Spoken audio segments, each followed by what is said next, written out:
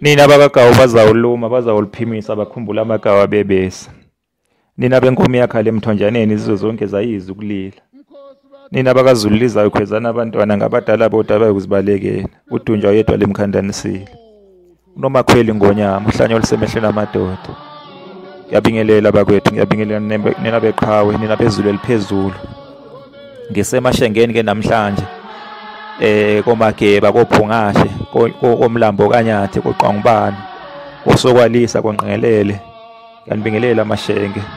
Ake sithi nje kancane nje iqhaweleni. Qhawula kwenu inkosi unqengelele kaMvulana kaMlambo yasemashengeni. Eyabeke umeluleko omkhulu welembe. Lembe leqamanya amalembe ngokuphalipha. Nkomo yakhala emthonjaneni izizo zonke zayiza ukulila. Kunokudideka esizweni esikaZulu kanye nakubona nje bonke abantu abalandela umlando wabohlanga. Likhona umbuzo nje khona ukuthi ngabe ubani kahlehle owabeke undunankulu welembe.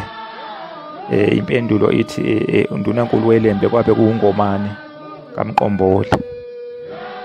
Awungeyona inkosi unqengelele. Inkosi unqengelele yayumeluleki welembe. Emeluleki omkhulu kwazise phela yayikade ikanye nelembe lapha yakwaMthetho enkathi likhula lapha. Lifundiswa ngayo yonke nje imininingwane yezezimpi lifundiswa ke ungomane kaMqomboli wasemhletsheni. Kushuthi ke lalihlala emzini wakwaGqoqa wakhiwa inkosi uDingiswayo. Kanye lali kanye ke nomntwana nomcoba kanye nayo unqengelele. Babe nje babe ngaphansi kwehlo leqhawe lapho ngomane ngemiyalelo yenkosi uDingiswayo silo sabathethu. Yebo bakwethu. Ngakho ke ungomane owabe ewundunankulu welembe. Unqengelele wabe ewumeluleki omkhulu welembe. Ngaleso sikhathi ke inkosi eyayibusa amashenge inkosi uPhungashe. Inkosi uPhungashe yona ke eyayibusa amashenge. Inkosi uPhungashe ke kwahamba ke yahlaselwa isilo esabathethwa inkosi uDingiswayo. Kwabulawa ke umntwana uBhakuza kuleyo mpi. Umntwana uBhakuza ke wayewumshana emashengeni wasala kuleyo mpi.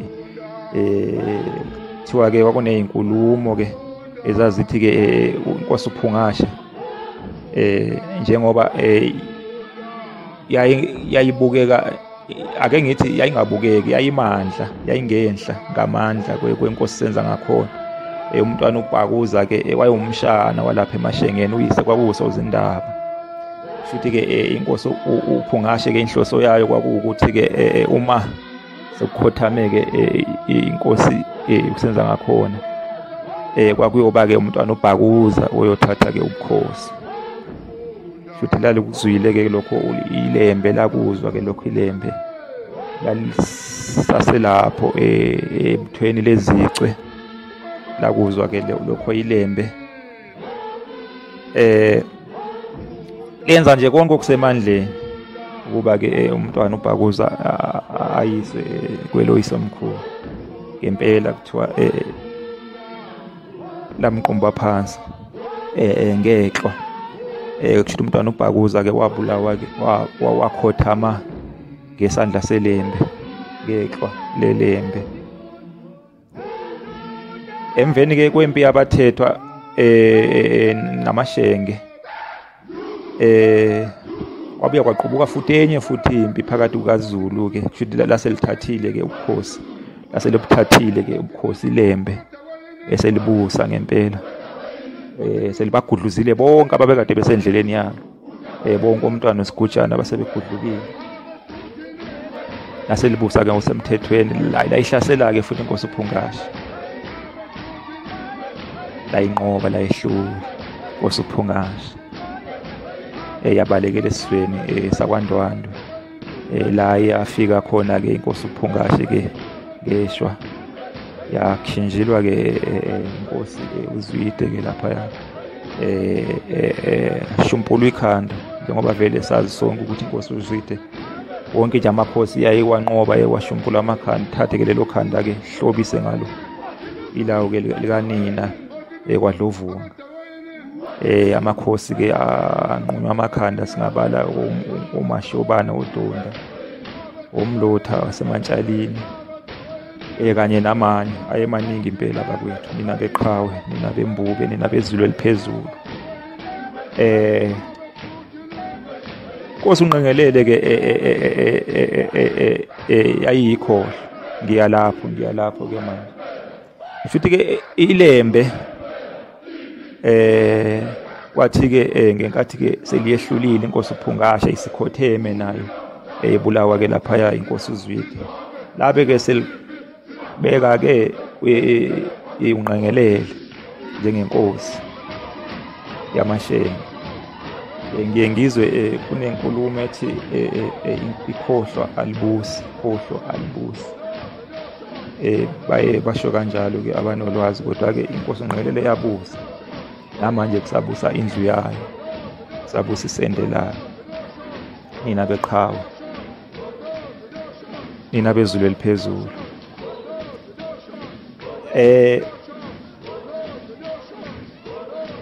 AmaShenge-ke kuzokuthiwa AmaShenge kungoba-ke ukhokho wabo kwakuwuShenge owazala uMageba kanye noNyathi. Kusho ukuthi amadodana-ke ayemaningi, amadodana enkosi uShenge. Kodwa-ke kwaqama kakhulu bona uMageba noNyathi, hhayi uMageba wakwaZulu, kodwa kwakukhona uMageba naseMashengeni. uMageba-ke wazala-ke inkosi uQwangubana, iyona eyabusa-ke ngemva-ke kwenkosi uMageba. Inkosi uQwangubana-ke yalandelwa-ke iyona inkosi uPhungashe. Ezinye iy'ngane-ke zenkosi uQwangubana kwawomevana noNoxole, izona ey'khumbulekayo nina beqhawe. Inkosi uPhungashe-ke yakhothama-ke ngesandla-ke senkosi uZwide ngemva kokwehlulwa kwayo-ke iLembe. Futhi bashabalala-ke kanjalo-ke ubukhosi bendlunkulu yaMashenge base-ke buwela-ke endlini yasekhohlo, nokuyindlu-ke esabusa-ke njengamanje. Inkosi uNgqengelele-ke yabamba-ke iqhaza elikhulu kakhulu embusweni-ke weLembe. Kuthiwa yayibuye-ke yazi-ke namakhambi okwelapha, yayilapha-ke lapha endlunkulu yakwaZulu, yayiwusizo impela oluyisimanga. Umbuka futhi iy'bongo zayo inkosi-ke uNgqengelele zithinta kakhulu umkhulu wayo uMlambo, njengoba-ke kuthiwa iwumlambo kaNyathi. Kubuye kuthiwe iwumlambo ogcwala usenyuka, eminye imlambo igcwala iyewukela. Ibuye futhi kuthiwe umlambo oza neyigodo. Yabona-ke ibonga kakhulu ngomkhulu wayo, ibonga kakhulu impela ngomkhulu wayo, umkhulu wayo uMlambo, indodana kaNyathi. Nina beqhawe, nina bezulu eliphezulu. Inkosi uNgqengelele-ke yazala-ke inkosi-ke uMnyamane, sisazobuye-ke siyithinte. Inkosi uMnyamana-ke yaba-ke undunankulu kaZulu. Undunankulu ngisho ukuthi prime minister, phecelezi prime minister kaZulu ngesikhathi seSilo uCetshwayo kaMpande. Inkosi uMnyamana kaNgqengelele yabamba iqhaza elikhulu empini yaseSwandlwana, nasembusweni nje kaZulu nje jikelele. Yathembeka kakhulu inkosi uMnyamana. Sazoke siyithinte nje ey'nsukwini, sizoyithinta nje inkosi uMnyamana kaNgqengelele. Yakha umuzi wayo wasekushumayeleni. Umuzi wenkosi uNgqengelele wona kwaNomayina. Ingakho lapha ey'bongweni zayo kuthiwa-ke umqenqe wakithi kwaNomayina. ongeke ufake amadlisi uyokufaka amaloyiso. Umqenqe-ke kusho ukuthi kuthiwa yisitsha abaziyo-ke ngey'ncazelo nje zolimi zamagama esiZulu. Kuthiwa yisitsha sokhuni esasihlela-ke esingasekho manje, asisakhandwa manje. Isitsha sokhuni esasihlela iy'ngane sivulekile nje phezulu. Kusho ukuthi iy'ngane zayiphakelwa nje kusona, bese-ke ziyabizwa nje uma sey'phakeliwe zifike nje zizothi mbo kusona, bese-ke ziyadla. Kusho ukuthi-ke lezo y'bongo lezo yichaza ukuthi-ke inkosi uNgqengelele yayephana, isandla sayo nje sasilula, yayingeyena umuntu oncishanayo, cha, umuntu nje ophanayo. Nina beqhawe, nina bembube, ngicabanga ukuthi-ke sengiyithinte kakhulu-ke manje inkosi uNgqengelele. Umlambo kaNyathi ushishiliza kweliMahola, sengimthinte kakhulu-ke manje. Ake ngikhawule-ke manje, ake ngigcine lana bakwethu. Ngiyabonga nina beqhawe, nina bezulu eliphezulu,